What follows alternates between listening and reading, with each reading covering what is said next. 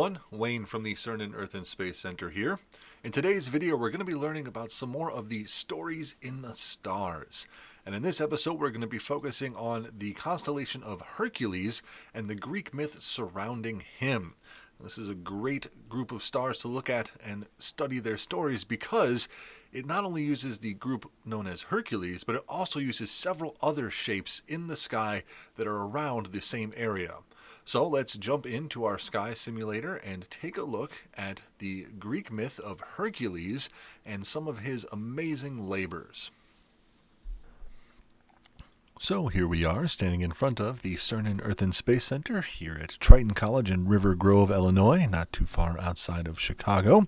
We have our date set for April 30th and our time set for 10 o'clock at night, so things will be nice and dark, and all of the characters in our story for today should be visible in the nighttime sky. And it all starts with Hercules. We can find him in the sky if we turn ourselves around facing towards the east. Hercules is more of a summertime group of stars, so he's visible at 10 o'clock on April 30th, but will become more visible in the nighttime sky as the months go on. It's kind of hard to see over here, but if I bring up, there we go, you can see his knee in the sort of square shape for Hercules. I'll bring up the picture here. There we go. So here is Hercules. Hercules was a character in ancient Greek and Roman myth who was a demigod. He was half god, half man. He was the son of Zeus, the king of the gods, and a mortal woman.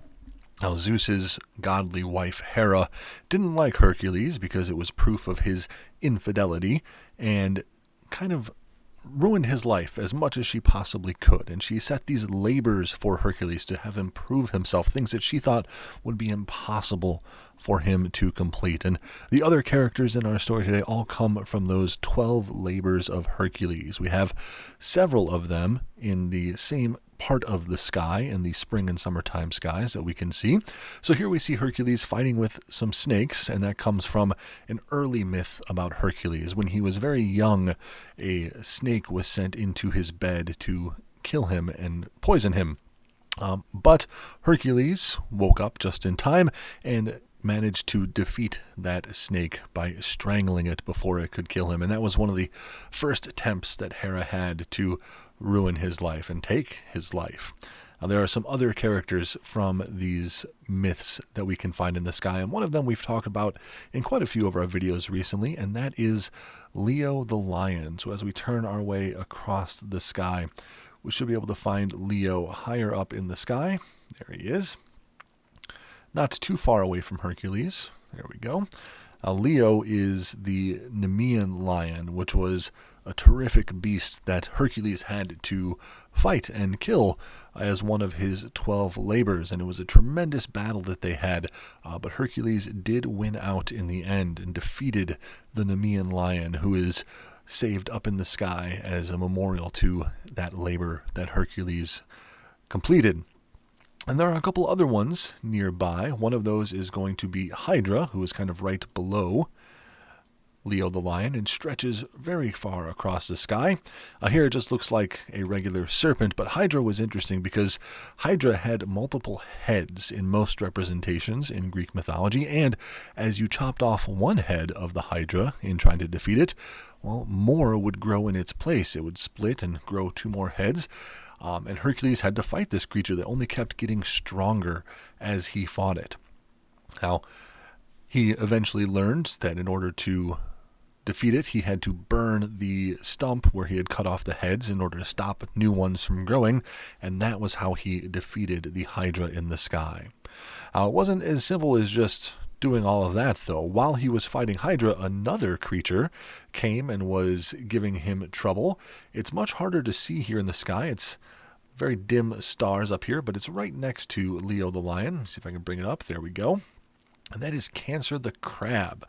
Now, Cancer wasn't some sort of giant crab that attacked Hercules or anything like that. It was just a normal-sized crab. But he saw Hercules fighting against the Hydra and went up and started pinching at his heels and attacking his feet, trying to make it just a little bit harder, distract Hercules from completing the labor of fighting the Hydra. And Hercules eventually just stomped on Cancer the crab and killed it. But in order to honor that crab, Hera placed it up in the sky forever because it was on her side in trying to defeat Hercules in one of his great labors in the sky.